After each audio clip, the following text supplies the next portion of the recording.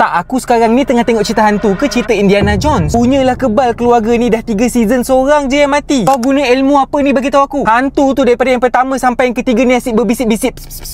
Seorang je yang mati. Expectation aku untuk tengok cerita ni tinggi tau. Sebab yang pertama, yang kedua punya seram. Dari segi jalan cerita dia, aku rasa makin lama makin ke laut. Dia punya part CGI tu pun aku rasa macam ada part tu macam tipu lah, tak seram. Sebab ada jump scare yang banyak. Permulaan cerita ni hantu tu memang seram je. Lepas tu makin lama makin apa benda dah ni. Kalau korang tak tengok yang pertama dengan keduanya, korang mesti akan lost sikit. Kau macam terfikir kenapa tiba-tiba keluarga ni kena kacau. Kau kena tengok yang pertama dengan yang kedua. Tapi still sampai sekarang aku tak tahu lah punca kenapa family dia tu asyik dikacau je. Movie seram terbaru daripada Thailand yang berjudul Death Whisperer 3 ni mengisahkan tentang sebuah keluarga yang dikacau oleh hantu yang suka berbisik macam tu. Keluarga ni duduk kat satu kampung. Aku rasa macam terpencil dia je ada dekat situ. Sebenarnya dia orang ada 6 beradik, 3 lelaki, 3 perempuan. Yang seorang tu dah meninggal dunia disebabkan dikacau oleh hantu yang sebelum-sebelum ni. Nak dijadikan cerita, adik dia yang paling bongsu ni, yang perempuan ni, baru je tanggalkan gigi susu dia. Yang si abang dia ni pula pergi baling kat atas bumbung. Lepas tu benda tu mengutip. Disebabkan benda tu pergi mengutip gigi tu, lepas tu budak perempuan tu kena kacau daripada sekolah lagi. Budak perempuan tu sampai hilang sebab dah dirasuk. Nak tak nak, adik-beradik dia ni bincang dengan mak bapak dia, dengan kawan bapak dia yang merupakan pawang tu, untuk cari adik dia.